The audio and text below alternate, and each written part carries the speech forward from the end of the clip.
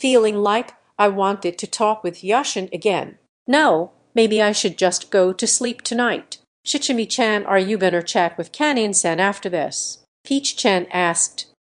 I thought maybe you were gonna end your day by talking to the person you really liked. Thank you, Shichimi-chan. I feel like I can finally put an end to the feelings I've had for him. I'd been wanting to move on for quite some time now, too. Her words stung me a little. Did I have the right to talk to him after I'd made him look so sad? Did I have the right to talk to him after I'd hurt him with such thoughtless words? Peach-chan, can I ask you something? What do you think about dropping honorifics with someone? Peach-chan seemed surprised by my sudden question. After a slight pause, she muttered, I wouldn't feel very comfortable with it. Maybe that's because I'd worry that the other person would dislike it. I see. Thanks. Good night, Peach-chan. Of course. Good night, Shichimi-chan. Once I'd ended my conversation with Peach-chan, I fell into bed and continued to apologize to her in my mind. By talking to Peach-chan, who was similar to him, I felt like I was beginning to understand why Yashin was so resistant to calling me by my name. Maybe because he hadn't interacted too much with people. He was worried about me not liking it, and yet I'd still troubled him with such a selfish demand. I've really done it this time. Was Yashin asleep already? I wanted to call him, but my body refused to move. In the end, for the first time since we'd started going out, I didn't contact Yashin at all that night. Chapter 5. Bidding farewell to the past, a lucid dream. I'm pretty sure that's the type of dream where you're aware that you're dreaming. Right then, I was having such a dream. My line of sight seemed lower than usual, and my old friends were around me. I knew immediately that this was a dream about my time in elementary school. My body didn't move the way I wanted it to.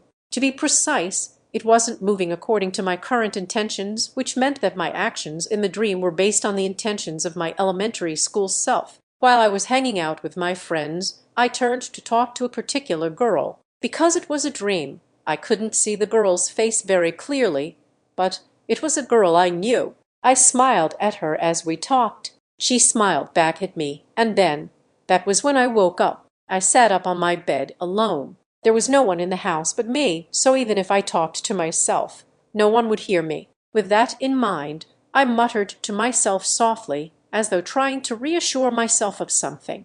I remember now. I couldn't help wondering why now. It was the worst way to wake up. I heaved a deep sigh, as though trying to expel the heavy, despondent feelings swelling inside of me. I wasn't sure if it was because I talked to Baron-san last night, or because Nanami-san hadn't contacted me, but either way, I remembered why I wasn't able to call Nanami-san by her name, why I chose to be alone. That was what I remembered, what I ended up having to remember. Now that I know, it's such a dumb reason, I mumbled to myself. It was true. Thinking about it now, I could swear hands down it was a silly reason, but to my young self at the time, it had come as quite a shock. Even if someone did the same thing to me now, it would probably still come as a shock. I felt a mix of emotions, wondering why I remembered now all of a sudden and feeling relieved that I was finally able to remember. Things sure were complicated. Glancing down at my phone, I didn't see any messages from Nanami-san.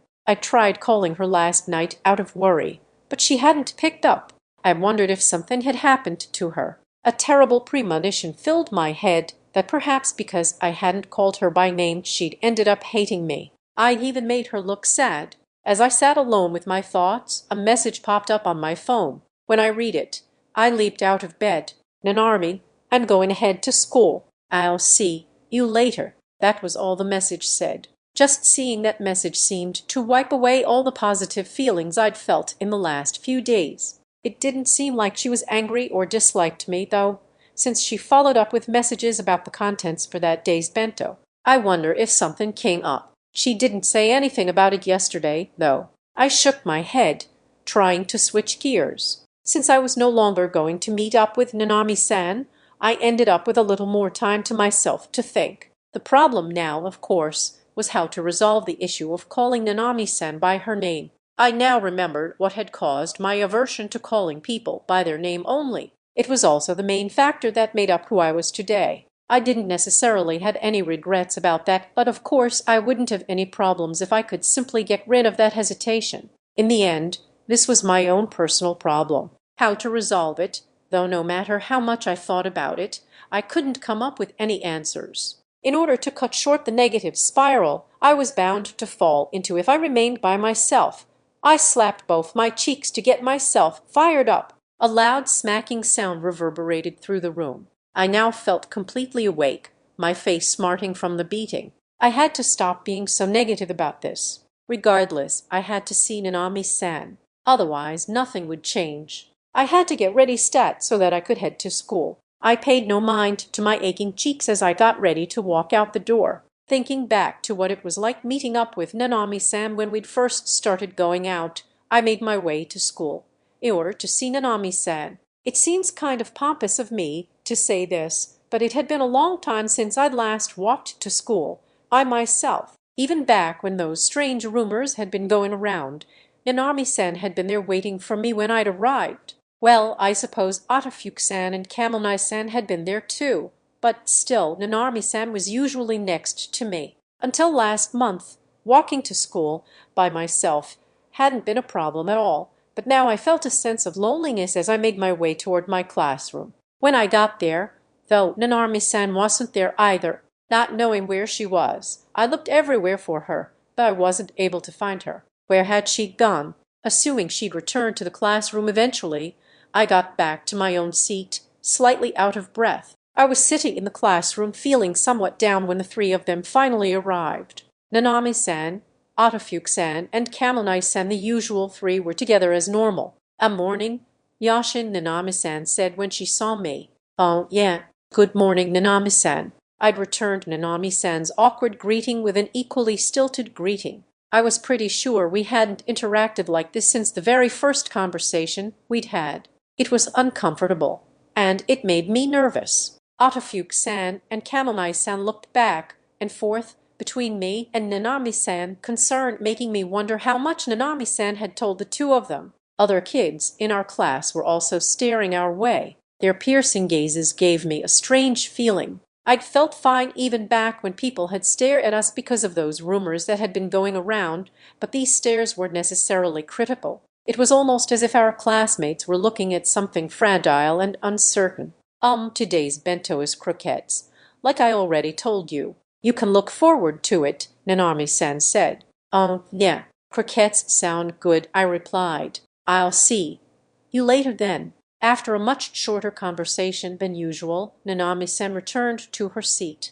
I looked at Audiobook-san and Kamelnai-san as if to seek help, but when their eyes met mine, they just shook their heads quietly. At times like these, I regretted the fact that I hadn't exchanged contact info with any girl other than Nanami-san. I mean, I shouldn't regret that, but I couldn't exactly ask them what they'd heard, setting aside whether or not they would actually tell me. That day, I ended up not really being able to talk with Nanami-san until after school. Although we ate lunch together, she sat a little ways away from me rather than practically on top of each other like usual. We had a normal conversation, but I somehow felt a distance between us. Between classes, too, while usually it was normal for the two of us to talk, to date, she just talked with Audiobook-san and Kamelnai-san. She didn't even try to talk with me. If I watched her during class, Nanami-san would look away whenever she noticed me looking at her. There were opposite moments, too, when I would turn in her direction because I felt her looking my way, and I would catch her staring at me. When our eyes met, however, she'd turn away again, even though we had enjoyed each other's company during our trip. Until just the day before, all of that had suddenly disappeared. I felt an undeniable shock while watching Nanami-san behave as though she didn't even know me, but maybe this was all my fault. I was the one who'd made her sad first. After all, I had to accept my punishment. Even if I understood that in my head, though the whole situation was still shocking to me, what could I possibly do? Were we fighting? No, that didn't sound right. Seeing as it felt like she had drawn a clear line between me and her, though I was starting to think that having an actual fight would have been easier. Plus, if it were a fight, then all we would have to do is make up. Since this wasn't a fight, would we ever be able to reconcile? I felt my chest tighten when I asked myself that. Just thinking about it nearly made me want to cry. Would I be able to live if things were to continue this way? Whoa, hold up. I have to stop thinking about this. Once I started thinking negative thoughts, They just kept on coming, like a chain reaction. Our classmates seemed restless seeing me and Nanarmi-san like this. I felt like we were causing all sorts of problems for them. We'd already called a hell of a lot of attention to ourselves since that morning. I hoped there would be no more strange rumors about us. However, perhaps because we'd already endured that previous wave of rumors, we were lucky enough to go about our day without any whispers. That day felt like the longest day in the world. It seemed to last an eternity. Okay, that's a bit melodramatic, but it did seem to last twice as long as usual. Regardless, it was finally after school, the time I'd been waiting for. I was pretty sure I'd be able to talk with Nanarmi-san now that all our classes were over. Even if we couldn't talk at school, I was going to her house afterward, so we would be able to talk there. This was no time to be getting depressed. I had to talk with Nanarmi-san at all costs. Let's not remind myself that things have been awkward at school, even though I've had plenty of opportunities to talk to her there. Right now I have to force myself to stay positive. As I was getting myself pumped up, I heard someone call out to me, "Hey, Miss Sumite, have you got a minute?" When I turned around, I saw Audiobooks-san and Kamui-san standing there. Nanarmi-san was not. Seeing my crestfallen expression, the two girls smiled wryly. Thinking that I'd been rude, I apologized to them quietly. "Audiobooks-san, Kamui-san, I'm sorry. I have to go talk to Nanarmi-san. We've already gotten Nanarmi's permission, so come talk with us for a bit. She said she'll wait for you," Audiobooks-san replied. "They've gotten Nanarmi-san's permission?" It was then that I finally looked at the two of them. Audiobooks-san looked sad, while Kamui-san had a serious expression on her face, not her usual relaxed smile. Seeing such rare expressions on their faces, I swallowed hard. Yeah, sure, of course. I might be more down than usual, but don't mind me, I said. The two of them momentarily dropped their serious expressions and switched to wry smiles, though they looked like they might start crying at any moment. "You're never that down to begin with," Audiobooks-san muttered. "This one's got it pretty bad too." "Ha," Kamui-san added. Whatever was going on, I decided to follow them. What did they mean? This one too. I was curious, but I kept my questions to myself as I continued walking after them in silence. We ended up not in a classroom, but on the landing of the stairwell that led up to the rooftop. There was no one else around, making the space feel pretty lonely. It was, however, the perfect place to converse where no one else could hear. Do they always talk up here? I wondered. It was a great place to hide, a secret spot that would be difficult for others to find. On our way to the landing, we all maintained our silence. It seemed odd to me that even Audiobooks-san and Kamui-san seemed gloomy. I'd expected them to be mad at me for hurting their friend, but it didn't seem that way at all. "Sorry to take up your time, but Nanarmi came to us for help," Audiobooks-san began. "What did she say?" I asked hesitantly. "She told us she hurt you and that she couldn't bring herself to face you properly." Hearing something so unexpected, my mind went completely blank. "Nanarmi-san hurt me? What are they talking about? Wasn't it the other way around?" Seeing me flustered, Audiobooks-san and Kamui-san looked at each other and smiled again, not knowing what to do. "You look like this hit you like a bolt from the blue," Audiobooks-san said, shrugging her shoulders slightly. "Miss Yumai, do you know what's going on? Was Nanarmi just jumping to conclusions?" asked Kamui-san, who seemed far more serious than I thought possible, judging from how she normally behaved. I nodded to them in response. "How much have you two heard?" I asked. She only said that when she asked you to call her by her name, she ended up hurting you." "She seemed kind of confused too," Audiobooks-san said, spreading out her hands in an exaggerated manner. Although my eyes were drawn to the movement of her hands, I listened intently to her words, trying to think. When they'd said, "This one too," earlier, had they meant that Nanarmi-san was also feeling down, thinking she'd hurt me somehow? How was that the case? I felt like there had been a terrible misunderstanding. If that was the case, though, her behavior now made total sense. She wasn't angry. She just felt awkward around me. This was no good. Although I could maybe resolve the situation by talking with her friends, I knew I had to talk with Nanarmi-san herself. "Hey, Monsieur," my Audiobooks-san said, "I don't really understand." Why is it that you won't call her what she wants? I know this is between the two of you, but you seem like the type that'd do that without any problems. Did something happen?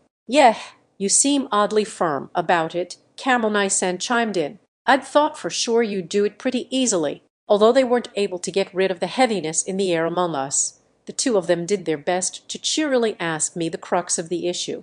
Even so, I felt like they were giving me too much credit. Does it really seem like I'd do that so easily? I asked. Yeah, nor normally like. I'd go through fire and water for an army. You seem like you'd be willing to do anything. That's why it's so weird. I don't know if they were doing it on purpose, but both of them seemed to be making a concerted effort to return to the way they usually were. Either way, I felt incredibly grateful for the gesture. I had to laugh about the fact that their valuation of me was so remarkably high when it came to anything to do with Nanami-san. To sort through all the different thoughts in my head, I decided to tell them what I'd realized about myself. It was a secret that I hadn't told anyone, not Nanami-san, and not even my parents. Perhaps that wasn't surprising, given that I just remembered that morning.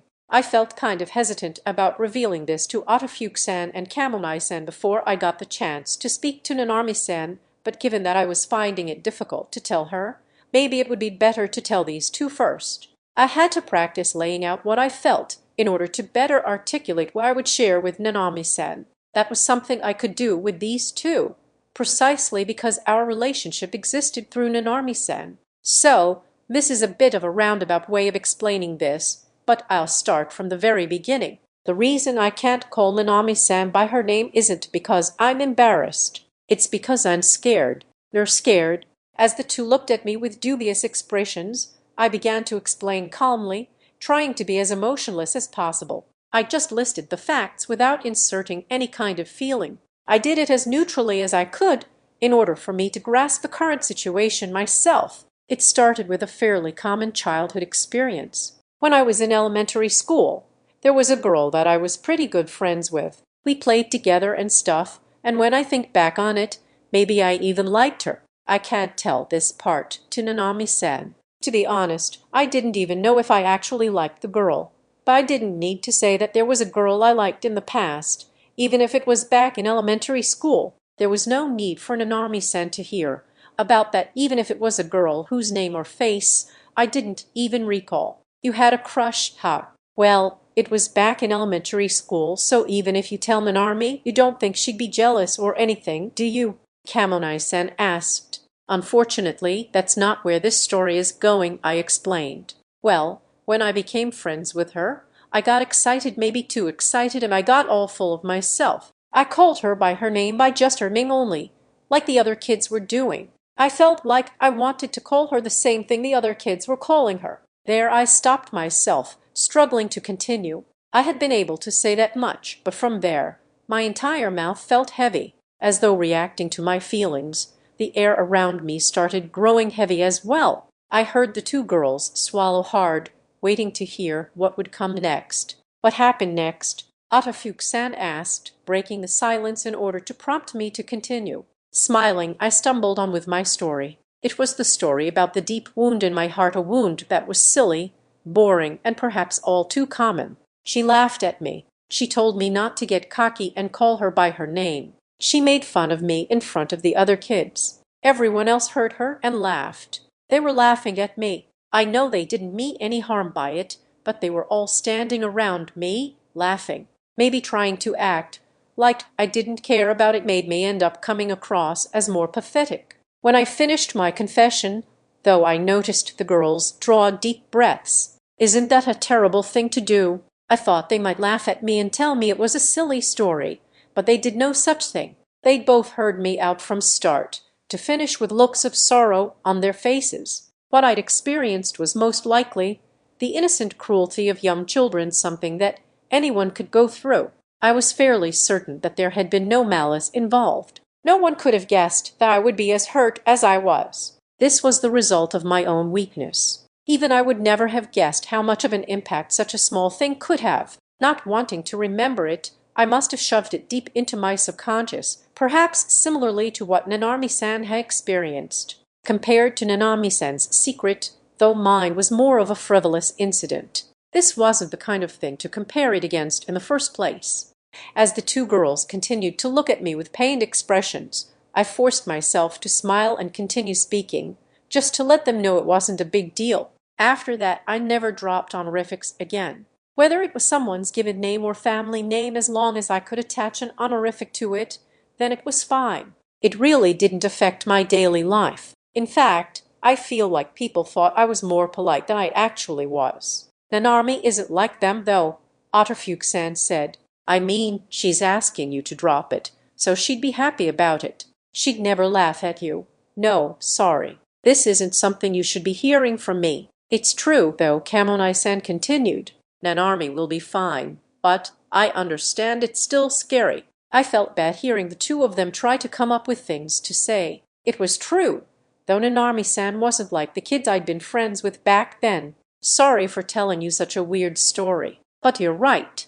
Nanarmi-san would be happy. I'm sure. I know that in my head. That's why this is my own problem. Hearing my response, Otterfuke-san and Kamonai-san grew silent. Otterfuke-san, however, considered what I'd told them and tilted her head. But if you knew all this, why didn't you just tell Nanarmi? If she knew, I'm sure Nanarmi wouldn't have pushed you. That was a perfectly reasonable question. It was true the fact that I'd forgotten all about it had complicated matters further. As it turns out, I only remembered this morning, I replied. This morning, the two yelled in unison. Yeah, that was a pretty reasonable response, right? I admit I even astonished myself with that one. It was a silly, pitiful memory of my past. The one saving grace was that the two weren't laughing at me, or maybe it would have been better if they had laughed. That's why I thought I'd been the one to hurt Nanarmi-san, but I guess she thought she was the one who hurt me. How? Nanarmi-san had even cried that day. That's why I thought I'd hurt her, but it appeared that wasn't the case. She said that when she asked you to call her by her name, you looked really sad, so she thought she'd hurt you and felt really awful. She said she felt really bad for what she did to you. Oh, but don't tell her I told you this. Kamonai-san nodded. Yeah, she said she never meant to make you look like that. When I see you now, I know what she was trying to say. Judging from how they were talking to me, I could kind of guess at the kind of expression I had on my face. I probably looked like I had last night. Suddenly, Baron-san's last comment came to mind. Nanarmi-san hadn't started crying because of me, but for me. When I looked up, I saw the two girls were bowing to me. Sorry, Miss Yumai, for making you talk about something painful, Otterfuke-san said. Yet we are sorry. I know there are sometimes things we don't want to share. Plus, we heard it before Nanarmi did. I panicked and asked them both to raise their heads, but they wouldn't budge. On top of that, they started saying they would do anything they could to help, that they would do anything to have me and Nanarmi-san back to the way we were. Why would they do so much for us? I wondered. As I sat there flustered, the two explained, telling me how much they loved Nanarmi-san and how they'd do anything for her. They wanted to see Nanarmi-san happy with me again. They raised their heads slightly and laughed, telling me not to worry because it was for their own good. Seeing the resolution of the two friends and witnessing their love for Nanarmi-san, I, too, made up my mind. I was now determined, feeling that in that moment I could do anything for Nanarmi-san. You said you'd help with anything, right? I asked.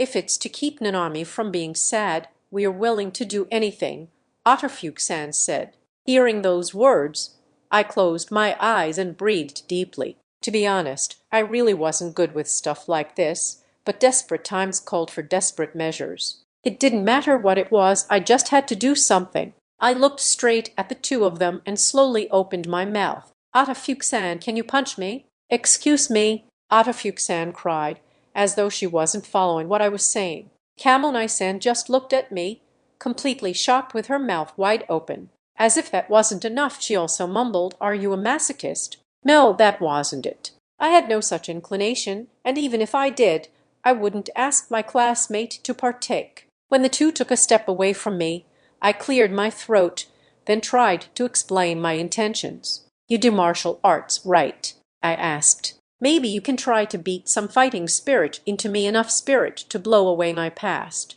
Sure, it was an old-fashioned approach. If I were strong, I'm sure I would have been able to bounce back from my depression without asking for anyone else's help and gone to talk to Nanami-san regardless. But I didn't think I was able to do that. And since that was the case, I just had to learn to rely on others. Let's had someone revitalize my spineless spirit by force. Are you serious? Otterfuke-san asked. I nodded slowly in response. Then I laughed just a little bit. It wasn't a laugh of resignation, and it wasn't fake. Smile, Yashin, show that you've made up your mind to move forward. When you're telling me that Nanami-san is over there looking like that for my sake, I can't sit here moping, I said. I guess it's just male stubbornness, though I'm surprised I have any of that in me. I know it's not cool that I can't get over this all by myself, but even if it means getting someone else to help me, I want to bid farewell to my past. Otterfuke-san and Kamonai-san looked at each other and laughed.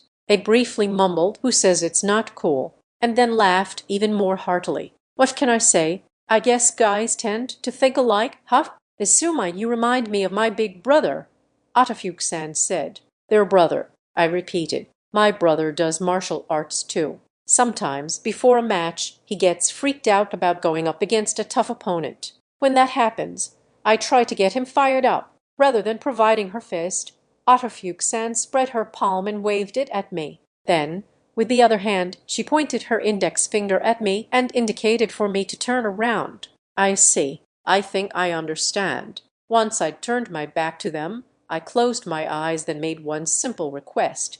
Go for it. All right.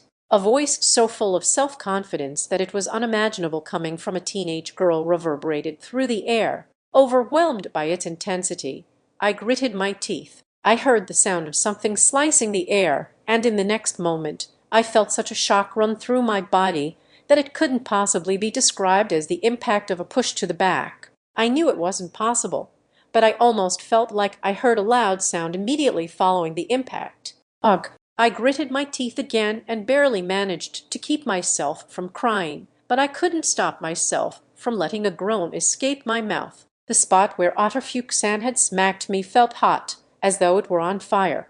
Tingling numbness seemed to spread throughout my body. All right. Fighting spirit beacon in Nanami's in the classroom. She's probably waiting for you, Mitsumi, Otterfuke-san said. Good luck. Kamonai-san called. They both gave me a thumbs up, and I returned the gesture. With that, I began running as though someone had lit a fire under me. Thanks, you too. I'm off. Oh, hold on a sec. The two girls started saying something, but I didn't hear them. Having so many people help me was definitely uncool, but in that moment, more than anything, I had to get to Nanami-san. Hey, Hatsumi, do you think, Mitsumi, I heard that there are still other people in the classroom? It should be fine.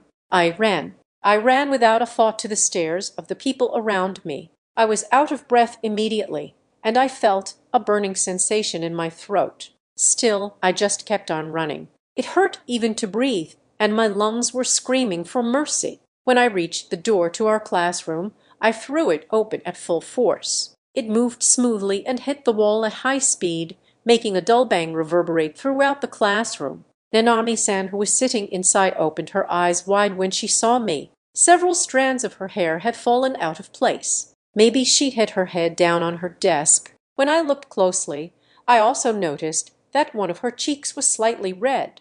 I felt like I could see her face clearly. The depression I'd been feeling the entire day was gone, while the pain in my back made me think clearer. I headed straight for Nanami-san, trying not to kill the momentum I'd found on my way here. Yashin. Nanami-san stood up from her seat. Even as the desk clanged loudly, I didn't fail to notice her take a step back from me as I approached. Yashin, so. Our hesitant words reached my ears, but I continued moving toward her without responding to them. When I finally stood in front of her, I fell silent. Nanami-san and I were fairly similar in height. When we were both standing, we were almost at eye level. After looking at her straight in the eyes, I embraced her. She exclaimed. I didn't say anything. I just held her tightly in silence, taking care not to hold tight enough to break her. The last time I'd held her like this had probably been on that evening when I'd gone to her house for the first time. Back then, I'd held her in spoken words to console her, but today I said nothing. I already knew what I wanted to say to her first. Thanks for waiting, Nanami. I whispered those words softly and tenderly into her ear. I was finally able to say the one thing I hadn't been able to say until now, since I was holding her. I couldn't see her face, but I felt her draw in a breath. I felt like I'd made her wait for such a long time. Of course, I knew that it hadn't been that long, but that was just how it felt. I loosened my arms from around her, looked at her, and smiled. Yashin, Nanami-san said hesitantly. I felt refreshed, as though I'd finally had some kind of a breakthrough. I wished I could say that my trauma was no big deal, but I'd needed the help of so many people to get here. I felt kind of pathetic, but I couldn't think about that now.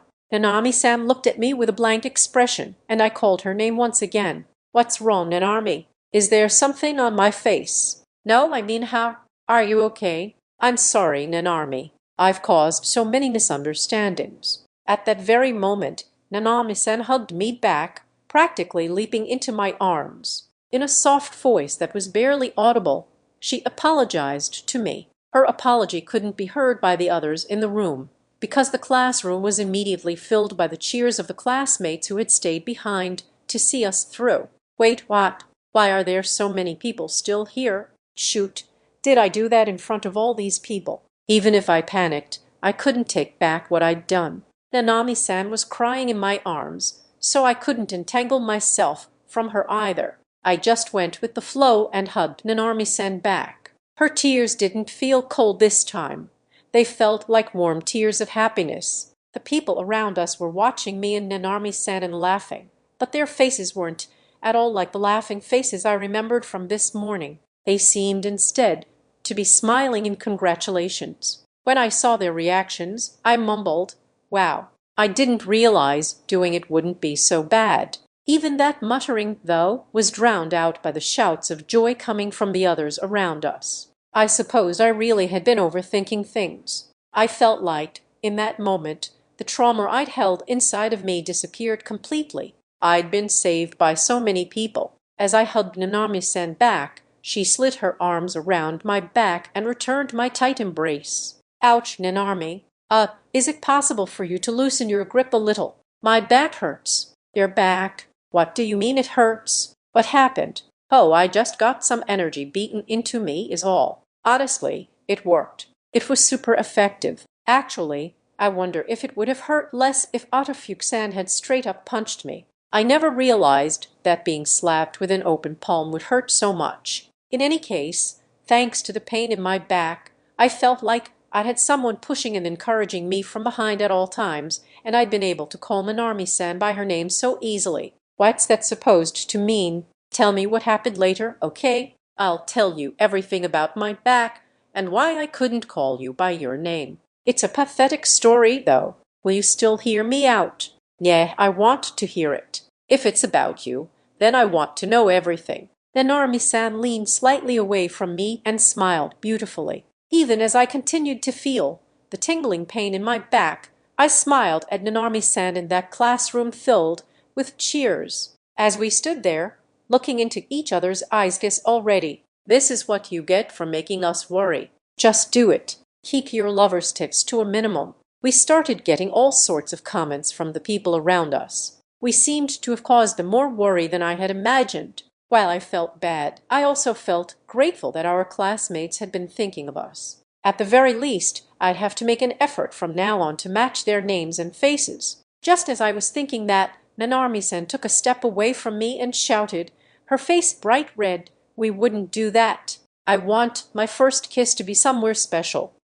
Nanami, you haven't had your first kiss yet.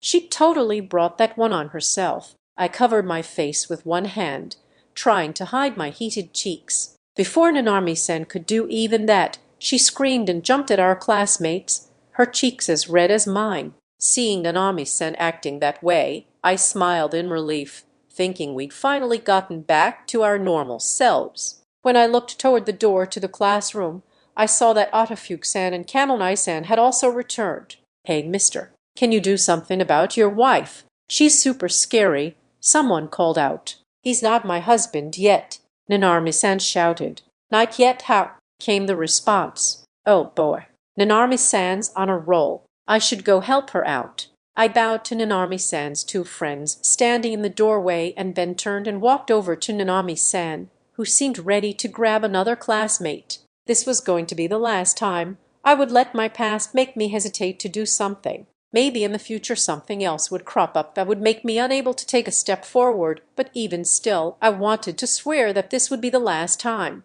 That day, for the first time ever, I stepped into the circle of my classmates. As a side note, the photo of me and Nanami-san taken by one of those classmates ended up being the wallpaper on Nanami-san's phone for a while. Interlude: the approaching anniversary. He and I held hands on our way home, with our fingers intertwined, our palms touching, and our bodies as close together as possible. As if to make up for this morning, I was trying to feel his warmth as much as I could. Yashin didn't seem to realize I was doing that, though. Walking home with Yashin was such a simple thing, and yet I realized just how precious it really was to me. I'd felt so lonely that morning. I wondered how he felt. Did he miss me too? If so, then I really felt bad for what I'd done to him. I wanted to ask how he felt, but when I looked at him with a sidelong glance, I saw that his expression was one of absolute exhaustion. Well, a lot had happened that day, though it was all mainly my fault. I've really done it this time. How am I supposed to go to school tomorrow? He wailed. I'm sorry. It was all because of me. I mumbled. Oh, come on, Nanami. It's not your fault. My heart skipped a beat when he called me that, and I was smiling before I knew it. At the same time, I looked into Yashin's face, worried he might be forcing himself to call me that, but I couldn't tell by looking at his exhausted face. Well, I'm just gonna be grateful that not everyone was in the classroom at that point, Yashin said, laughing meekly. What should I do? Should I tell him? I thought. Actually, when I'd last checked, the class group chat had exploded. I was pretty sure everyone knew what had happened by now. Once he got to school tomorrow, he was probably going to find out whether he liked it or not. Still, I wondered if I should stay quiet at least until then. If I did that, though, then maybe Yashin wouldn't be able to prepare himself emotionally. What should I do? What's wrong, Nanami? Crap, I was standing next to him hemming and hawing so much that he thought something was wrong. I'd already been really evasive that day, so I felt awkward telling him nothing was wrong. I have something to report, I finally said. A report? What's with the weird vibe? He asked. I took out my phone and showed it to him. Yashin furrowed his brow, then brought his face closer to the screen. Looking at it up close, he opened his mouth so wide that I thought his chin might fall off. He seemed unable to speak because he simply pointed at the screen, opening and closing his mouth like a fish. The noise he made was barely a moan. Maybe I shouldn't have shown him after all. Are you better join the group chat, Yashin? I asked. I think joining the group under these circumstances would be a bad idea. It'd kind of be like torture. Okay, that was a failure in terms of changing the subject. The group chat really only consisted of those who felt like joining. Those in smaller friend groups tended to make their own group chats. Even then, though, it was hard to believe that we would become the talk of the class. That's what I was thinking, but Yashin saw the messages and smiled in relief. What's this? I thought this earlier, but I guess I was worried over nothing. Everyone was actually worried about us. It was true that most of the messages were about Yashin and me making up. That was what had gotten everything all worked up. There was even a photo of me and Yashin hugging each other. I would have to save the photo first and complain about it later. What do you mean? You were worried over nothing. Is this about the story you mentioned earlier? I asked. No, actually, maybe we can talk about it on the way. As we made our way back to my house, Yashin told me everything that had happened. What he'd experienced when he was a child, why he couldn't call me by my name, why his back hurt. I walked in silence and listened to his story. He was speaking calmly, but I could tell from his expression that he felt both refreshed and also somewhat lonely. I'm pathetic, huh? He muttered. Not at all, I said, immediately refuting his claim. I see, I thought. Yashin experienced a traumatic event in the past, and he was able to overcome it. I guess we really are alike. Maybe the reason I became attracted to him was because I'd picked up on that subconsciously, though maybe that's reading too much into it. I squeezed his hand a little bit. Then he squeezed my hand back. That simple gesture made me so happy, but I also became slightly worried. I'm really happy and all. But are you sure you're not forcing yourself to call me by my name? I asked him. I'm totally fine. It was no big deal once I finally said it. That said, I don't think I'll be doing the same for other people. Yashin responded, smiling at me. I felt relieved to hear that, but I also felt like it was a missed opportunity for him not to do the same with other people. After all, there was so much more of a friendly atmosphere among all of us now, so why shouldn't he address other people more casually too? Yo, I started. Also, I want to save that for you, he said.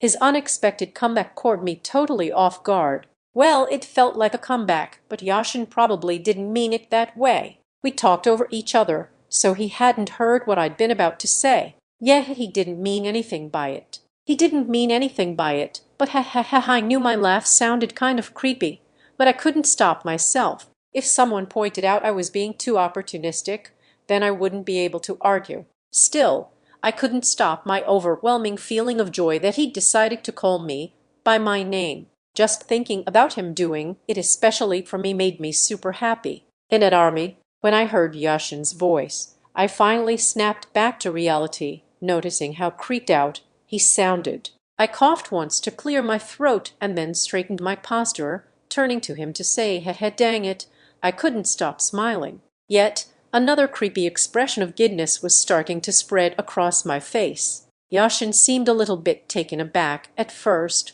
but then he sighed and offered me a wry smile. We smiled at each other and then started laughing. I was glad to be able to laugh together like this. Relief and happiness swept over me. Feeling sentimental, I decided that I wanted to somehow capture this feeling, and so I came out with an idea. Hey Yashin, how about we go to an arcade? An arcade? You go to those too? Is there a game you want to play? He asked. No.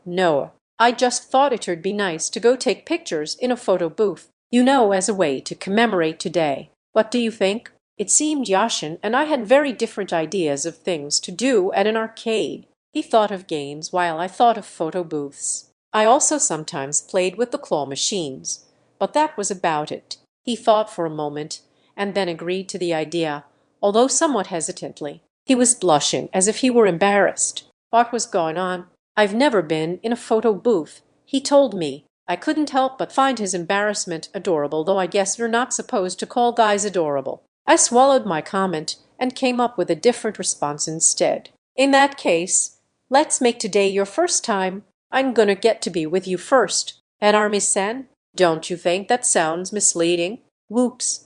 He'd fallen back into calling me Nanami-san again. Apparently, it had slipped out due to shock. I was just happy we'd get to share more firsts together. What was he panicking so much about? Our first time together, wait.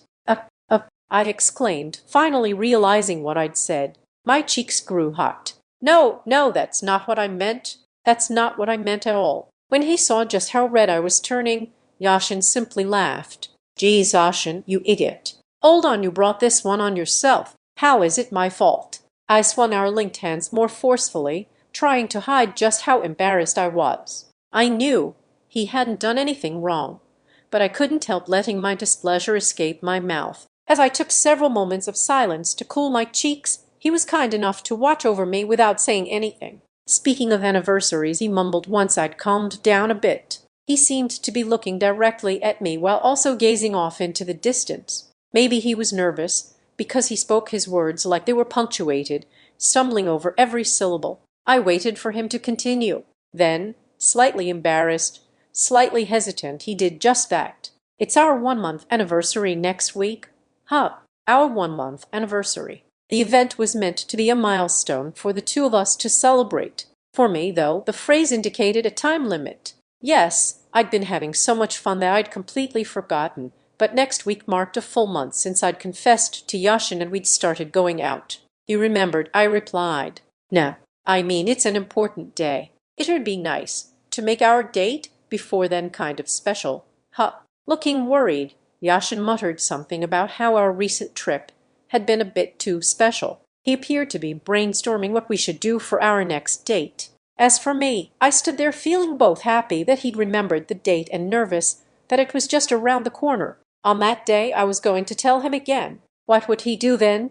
When the time came, I had to be brave, just like he had been earlier. Slowly but surely our fateful day was approaching, but whatever the outcome, I'd have no regrets. That was what I told myself as I held his hand tightly, showing him the brightest smile I could muster. Chapter 2.5.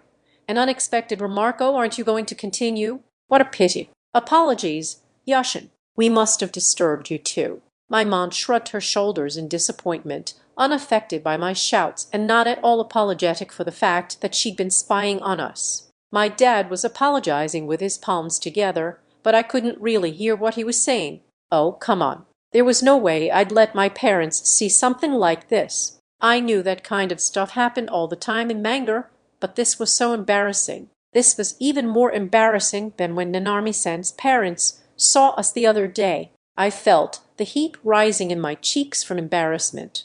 I was getting so nervous thinking we were gonna get to see a first kiss in front of the evening view, Saya-chan said. She was holding both her cheeks in her hands in an effort to cool them down. Actually, her face seemed even redder than mine was. Our parents were looking down at her, smiling. I had thought Saya-chan seemed quite mature, but now she was looking much more her age. Just seeing her made me calm down a little. It was then that I heard a soft murmur and felt something warm touch my hands. Yashin, feeling the sudden warmth, I looked down and saw Nanami-san's hands touching mine as in my hands that were covering her ears. It'd be nice if you could let go now.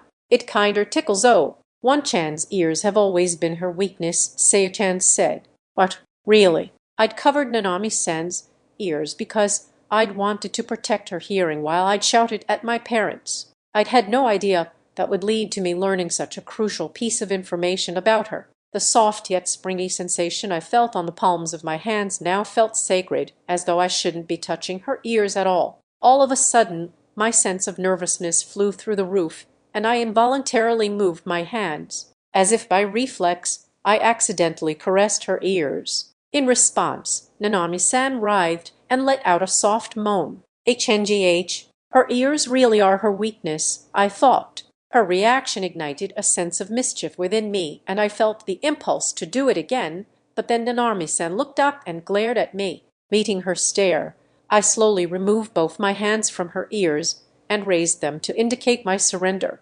Nanami-san was pouting, but only for a moment. The next moment, she was grinning and raising her hands, extending them toward me. As she placed her hands on both my sides, I felt a chill run up my spine. Her smile grew wider, and I felt her tighten her grip. May we continue then? That's right. Our parents are still here. Nanami-san looked at my mom, then blushed and removed her hands. It seemed I'd been saved. Just so you know, Yashin's weakness is in fact his sides, so you should give it a try later. On second thought, it seemed I had not been saved. In response to my mother's unnecessary comment, Nanami-san's eyes flashed. She seemed really intent on trying it out on me later. Our eyes met, and she flashed me a toothy smile. I guess I'll just have to prepare myself. I let out a deep sigh and, while still troubled, turned to look at my mom. What are you all doing here, anyway? I asked. We've put our bags in our room already, so we stopped by to ask if you wanted to join us in the hot springs. If you soak in the tub for a bit, it'll help you relax and get some good sleep. In that case, you could have at least said something. We're not so ill-mannered as to rain on the parade of a couple getting in the mood, as if spying on people wasn't ill-mannered. Plus they ultimately had rained on our parade, though I supposed that was only because I'd noticed them. In any case, the hot springs, I couldn't deny that it seemed like a good idea. Hot springs, Nanami-san, what do you think? Yeah, I did get a little sweaty, so it might be nice to freshen up.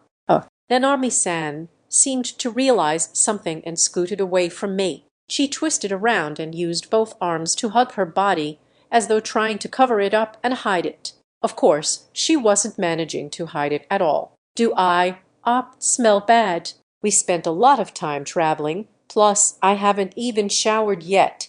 Not at all. I think you actually smell quite nice. Without thinking, I sniffed the air. Yup, she smelled soft and sweet, like pleasant perfume. I'd heard people say that women smell really good, and I had to admit it was true. That was when I finally realized that maybe what I was doing was super insensitive or even somewhat perverted. In my defense, if your girlfriend asked you whether she smelled bad, wouldn't you smell her too? If I'd done nothing, I'd have had no answer to give her. So, even if I had chosen that particular course of action without warning her, I don't think anyone could blame me for it. Yup, self-defense complete. But in front of me, Nanami-san was bright red.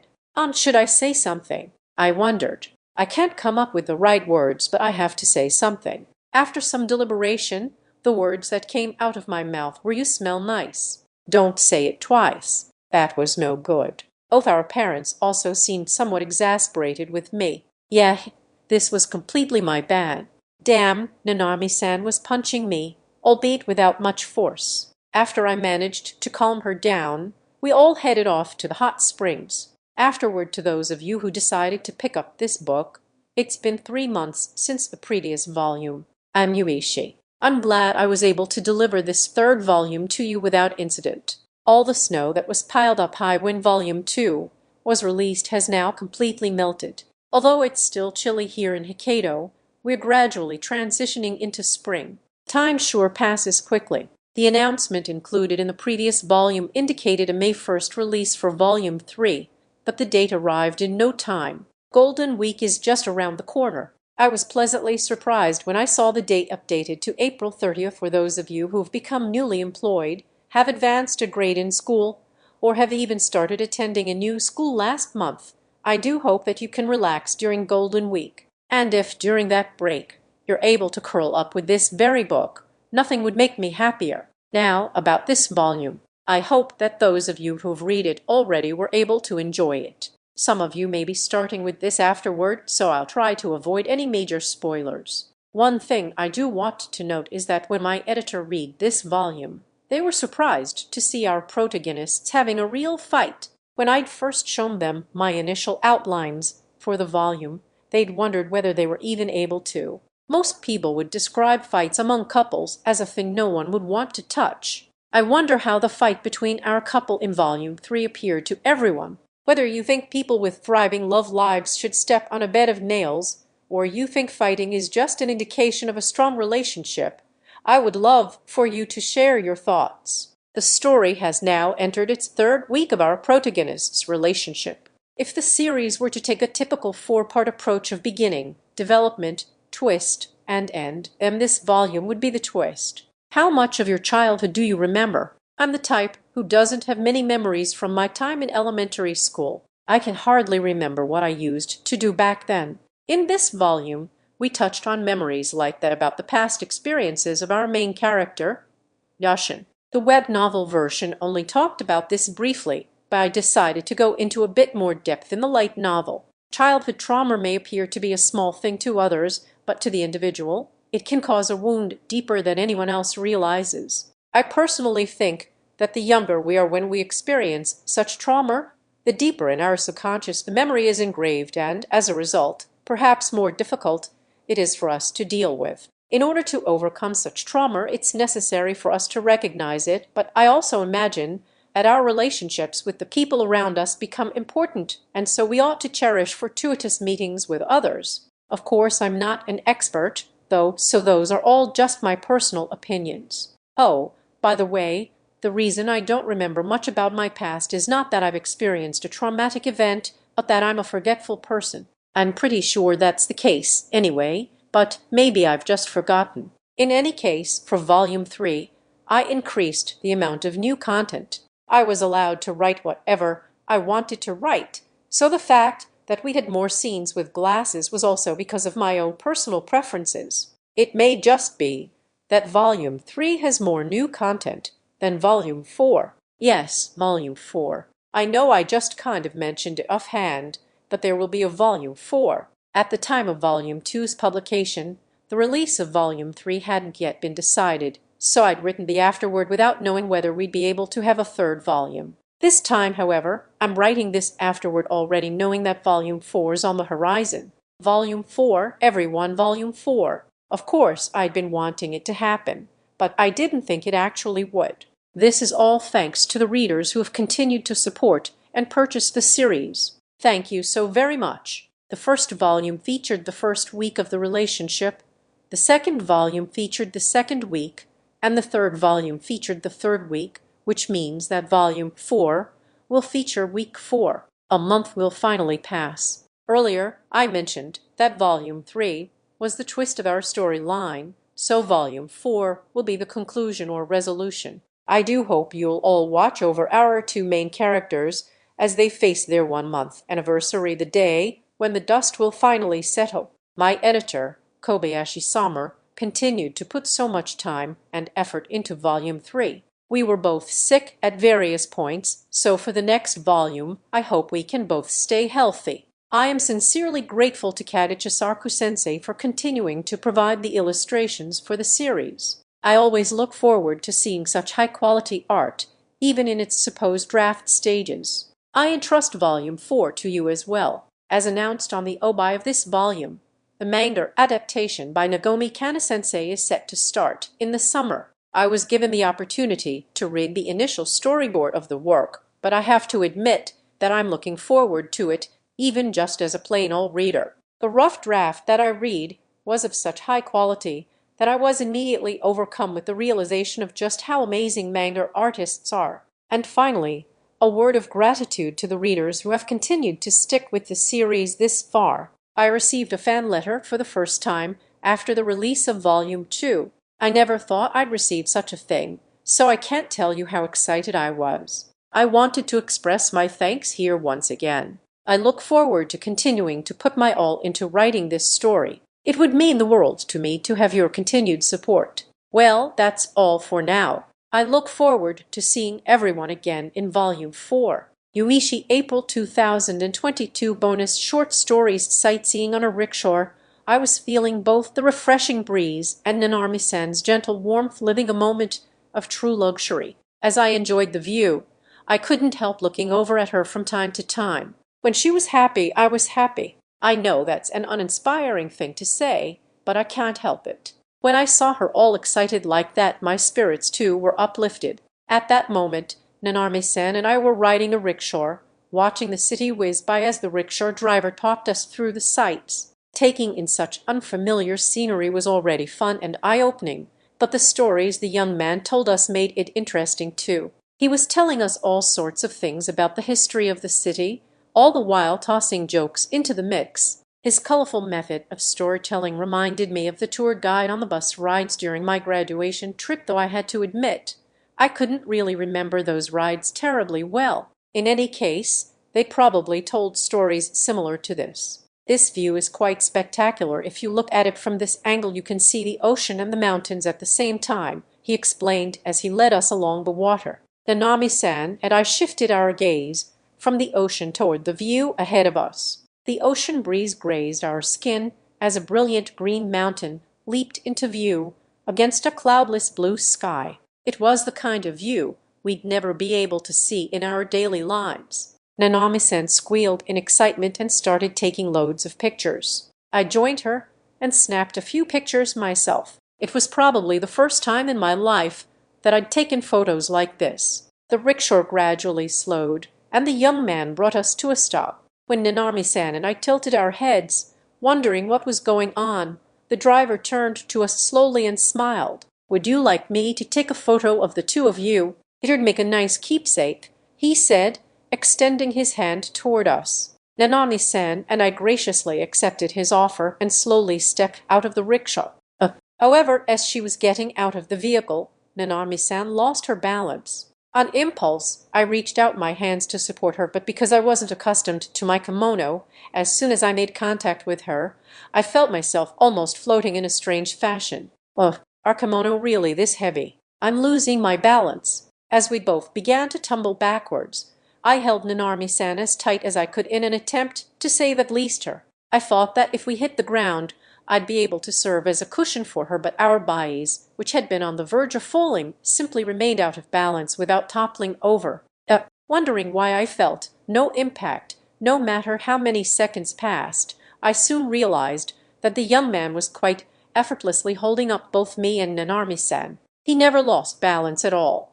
He even still had a smile on his face. "Thank you," I muttered while he was still supporting me. The young man nodded silently and helped me to return to a standing position. I must have been pretty heavy, but his movement was so fluid I could have been weightless. He was amazing. I felt like I could fall in love with him, metaphorically speaking, of course. I mean, what kind of training did it take to be able to do that? When I thought more about it, I realized he wasn't even out of breath, despite the fact that he'd been pulling a rickshaw this entire time. As I stood there in awe, the young man assumed a gentle expression and asked, "Since we're at it, shall we take a photo of the two of you just like that?" But, wait, what's that supposed to mean? As I was standing there so visibly confused that you could practically see the question marks flying about my head, I heard a soft voice come from inside my arms. The voice was a little shaky and so quiet it was almost inaudible. Yashin, can you let me go now?" There in my arms stood Nanami-san, who was wiggling bashfully. Oh, that's right, I thought. I was so caught up in trying to protect her, I grabbed her without thinking. I was so shocked by being saved myself that I'd completely forgotten what I'd done. When the driver smiled again and reiterated his offer, I declined it and let Nanami-san go. It felt awkward releasing her abruptly, so I did so as cautiously as I could. We instead asked him to take a photo of the two of us as we stood side by side with the mountain behind us. In the end, we ended up with photos in which both of us were blushing slightly. I was pretty sure that if anyone with half a brain saw them, they'd be able to guess something had happened.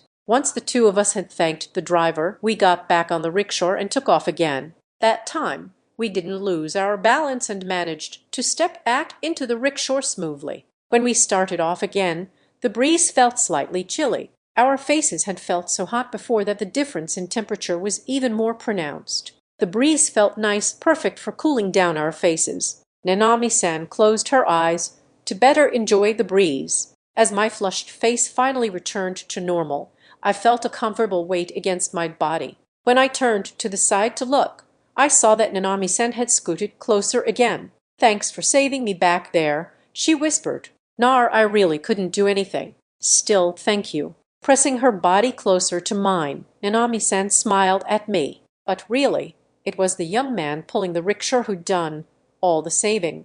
I hadn't been of any use at all. As I was looking, conflicted, at the smiling Nanami-san, she soon frowned angrily and skillfully brought her hands up to my cheeks, her body still attached to mine. She pinched my cheeks lightly. It didn't hurt, but I felt her proceed to pull on them. "What are you doing?" I asked as best I could. "I already thanked you for helping me, so maybe now I'm punishing you for trying to do something dangerous," she responded, not sounding so sure herself. With her head tilted, Nanami-san continued pulling on my cheeks and moving them up and down, left and right. Like I said, I didn't feel any pain, but because she was tugging on my cheeks, I could only produce funny sounds. She seemed to be enjoying it as she continued playing with my face. "I didn't think it was hangerous," I replied. No, it was dangerous. I appreciate that you were trying to break my fall, but I don't want you getting hurt because of me."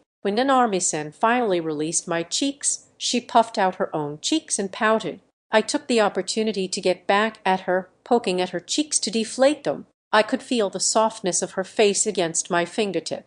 It was kind of fun. I wondered if Nanami-san had been enjoying the similar sensation when she'd been playing with my cheeks earlier. "But I don't want you to get hurt, Nanami-san. I mean, you're a girl. It'd be bad for you to get scars and stuff." Geez, when I poked her cheek again, Nanami-san looked dissatisfied. She reached out to touch my finger and began to stroke it gently. Having my finger stroked was a whole new experience for me. I felt an indescribable tingle enveloping my entire body. The sensation was somehow comfortable, and every time Nanami-san moved her own fingers, I felt as though that feeling were getting stronger. I felt like something unfortunate might happen if I let her keep it up, so I pulled my finger away. Nanami-san watched as the tip of my finger slowly retreated.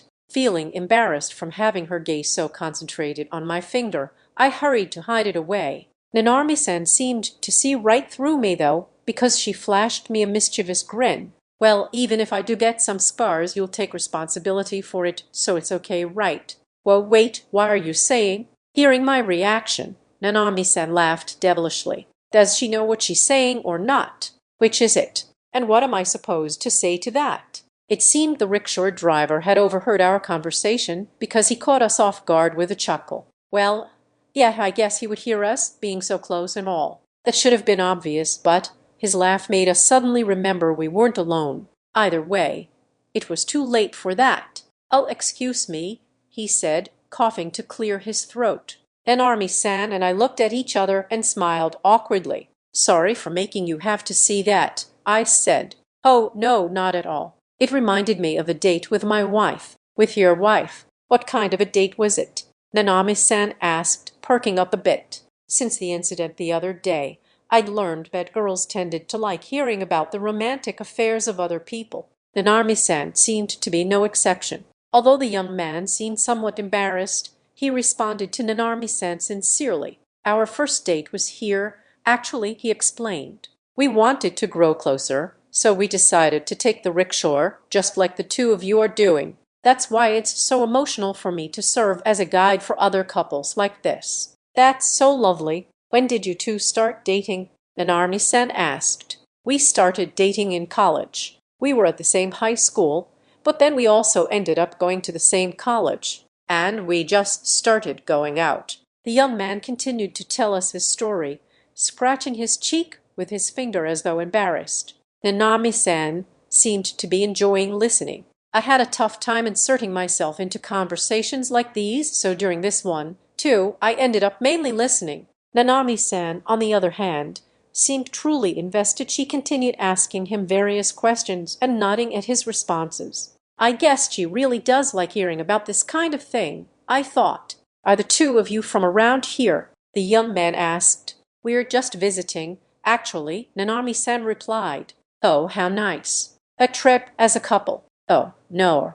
We're, actually here with both of our families." The young man paused and glanced at us. I thought that maybe he was thinking it rare for two high schoolers to be on a trip together, but I was wrong. "Are you two close siblings or something?" he asked. "No, she's my girlfriend." Despite my overly snappy response, Nanami-sen seemed delighted. I was pretty sure that siblings weren't that intimate with each other, though I suppose Otafuku-san and her stepbrother were a couple too, so maybe it was possible. When the driver had first called out to us, though, he'd addressed us as a couple. That must have meant he'd recognized us as one. Had I said something weird to make him think otherwise? The young man looked at the two of us once again, and then, slowing down the pace of the rickshaw, thought for a moment and said, "It's pretty rare for such a young couple to go on a trip with both your families. Are you two already engaged or something? Is this a prenuptial family vacation of some sort?" He'd said that just to tease us, but both Nanami-san and I were taken by surprise.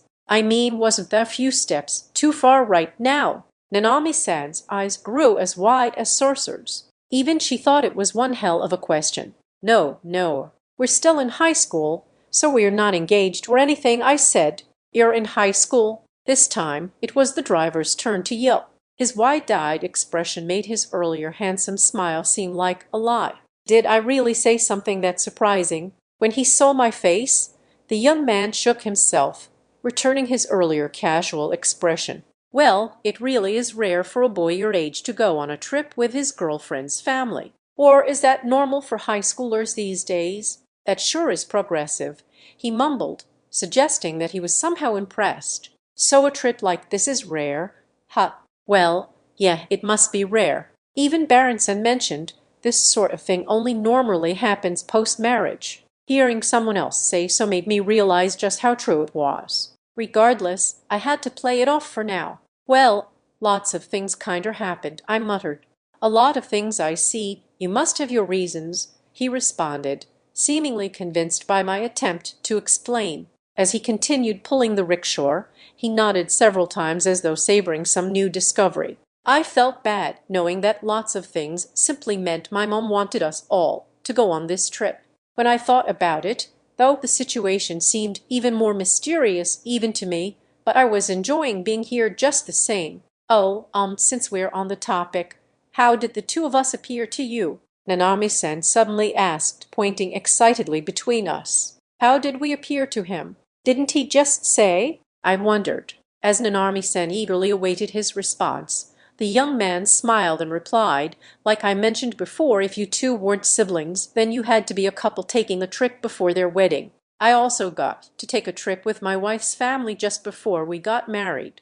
Nanami-san seemed satisfied with his response. She breathed out through her nose and had the brightest of smiles on her face. Wait, did we really seem that old? Nanami-san seemed to be enjoying herself, though, as she was grinning from ear to ear. I had to stare at her for a moment. It was true. Nanami-san did look more mature in her kimono. Some people might assume she wasn't a high school student. Since we're out and about, shall I take you to the various spots my wife and I went to on our date? The driver asked. Where could you? Oh, but aren't those places you want to keep to yourself as memories with your wife? Nanami-san asked. It'd make me happy if another young couple could see them. And besides, my wife and I have many other memories aside from our rickshaw ride. If that's the case, then we'd love to go, Nanami-san replied. When both Nanami-san and I thanked him, the young man turned back toward us and nodded slightly with a smile on his face. Then, with that as the signal, the rickshaw picked up speed. Was it just me, or were we going even faster than before? Anyhow, this man really was incredible. Even after learning we were in high school, he hadn't changed his behavior toward us at all. I thought that maybe he'd speak more informally to us, but he continued to maintain his professional attitude. He was still pulling our rickshaw without getting out of breath, and, earlier, he'd supported the two of us with ease. I raised my arm on the side opposite from Nanami-san and flexed slightly. The arm stretching out of the kimono was not at all like the arms I saw before me that were pulling the rickshaw.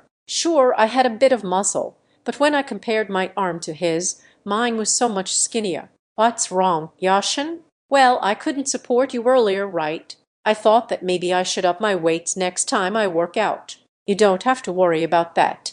Even if we both fall down, as long as we don't get hurt, it'll just be a funny story. Maybe so, but I wasn't feeling a sense of rivalry per se, but I was feeling bad that I hadn't been able to support Nanami-san on my own earlier. That was why I couldn't help comparing myself to the driver. As I sat there wondering what I should do, I felt my cheeks being pinched again. Nanami-san was tugging at them, looking up at me from below. You're always supporting me. Always, she said. And with that, Nanami-san let go of my cheeks and smiled. I smiled sheepishly in response, even as I felt a sense of happiness spread throughout my body. If we weren't in our current situation, I would have hugged her with all my might. Besides, you have to study. If you spend any more time working out, you'll have less time for studying, and I write. That's very true. I couldn't say anything after that. As I sat there discouraged with my head down, I thought I heard the young man in front of us laugh softly. When my expression changed to one of slight dejection, Nanami-san poked my cheeks again and giggled, and so our sightseeing on the rickshaw continued. Grabbing lunch during our trip as we were walking side by side, taking in the sights, my stomach suddenly let out a growl. I'm sure I'd had a hearty breakfast at the hotel, but it seemed I'd gotten too excited from being on our trip. The sound my stomach made was much louder than usual. I couldn't help but laugh at the sound, but then I also heard Nanami-san's stomach make a soft, adorable grumble. Nanami-san blushed slightly, but we both started laughing together. Well, what should we have for lunch? Nanami-san asked. Is there anything you'd like to eat? Nanami-san, I asked in return. I totally want to get a hamburger. You want hamburgers while on a trip? When I tilted my head, thinking we could eat hamburgers any time, Nanami-san wagged her index finger at me. The hem of her hakama swayed in unison with the movement of her hand. Well, looks like you're not in the know yet, Yashin-kun. Didn't you know there are hamburgers that you can eat only while you're on a trip? You're really into that teacher character, aren't you? Come on, you're not even wearing your glasses right now, so you don't have to pretend to push them up on your nose. Nanami-san seemed way more excited than usual from being on this trip. Each one of her gestures was 100 times cuter than usual. But a hamburger that you can only eat while you're on a trip-o. I might have seen something like that on the internet. You mean like a local specialty burger? I suggested. Yes, that. I think there's a restaurant close by. Let's go check it out. Of course I'd heard of them before, but were they really that special? I'd only ever eaten burgers at chain restaurants, so the thought of them didn't really click with me. Even so, seeing Nanarmi-san in her mildly exhilarated state made my face break out into a smile, and I had to admit I was a little curious. Nanarmi-san seemed to know a place already, so there was no reason not to check it out. With our lunch plans all set, Nanami-san took my hand and led us to the hamburger place. The joint was much larger than I'd expected, and there were many people lined up inside. Were they tourists like us? I'd seen people line up at ramen shops, but I'd never seen such a long line at a burger place before. We took our spot at the end of the line, but since it was just the two of us, we arrived at the front of the line in no time. Nanami-san had taken her time trying to decide what to order, but we both ended up ordering the most popular combo. Our order was ready shortly after. Once we picked it up, we made our way toward a couple of open seats with a view of the ocean. The water was reflecting the sunlight, and a ship was sailing across the surface. Eating hamburgers while looking at such a view made it feel like we'd come to a different country. "Well then, shall we dig in?" I asked. "Yes, I'm so excited." With that, Nanami-san opened her mouth wide, much wider than I would have imagined from her usual behavior, and chomped into her burger. I was mildly shocked by the sight, and I sat there staring at her with my eyes wide open. I knew that it was bad manners to watch a woman while she ate, but I couldn't help staring as Nanami-san opened her mouth wide yet again to take another bite out of her burger. Maybe because of that, I failed to properly bite my own. I ended up getting my mouth all dirty with the filling that came spilling out. "Geez, what are you doing, Yashin? Look, you've got sauce all over the place." Chuckling slightly, Nanami-san picked up a napkin and cleaned off the sauce around my lips. I was incredibly embarrassed and felt like a complete child. Oh, should I have cleaned it off with my finger and then licked my finger instead? Or maybe you'd have preferred me to just lick your face directly? She said teasingly. "No, no, no. Please don't do that while we're out in public," I replied. "Oh, I see. So you want me to do that at home, then?" I was speechless at her response. My face grew hot enough for me to feel the change in temperature. "Why, yeah, maybe you can do that for me next time, then." That bluff was all I could muster in such a state, but it seemed to do the trick. Nanami-san's face grew red as well. With both our faces scarlet, we took long swigs of our cold drinks in a unified attempt to cool down our cheeks. Then, once she'd swallowed her drink, Nanami-san whispered, "Next time I get the chance." Even though we drank a good amount of our drinks, our cheeks remained red for quite some time.